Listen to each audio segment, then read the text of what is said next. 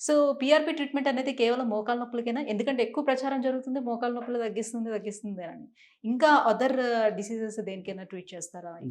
Basically మీరు అన్నారు గదా! మోకాళ్ళ నొప్పులకి ప్లస్ ఇంకోటి డిసీజెస్ అన్నారు. ఇవి డిసీజెస్ కాదు. ఫస్ట్ ఆఫ్ ఆల్ మనం తెలుసుకోవాల్సింది జాయింట్ పెయిన్స్, స్పైన్ పెయిన్ అంటే ఒక విధంగా డిసీజ్ అంటారు కదా! యాక్చువల్‌గా జబ్బు కాదు ఇది. ఇవంతా ఏంటి?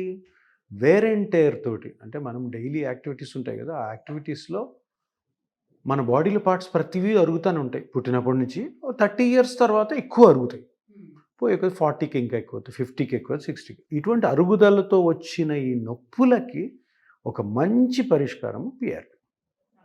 ఇది జబ్బే కాదు.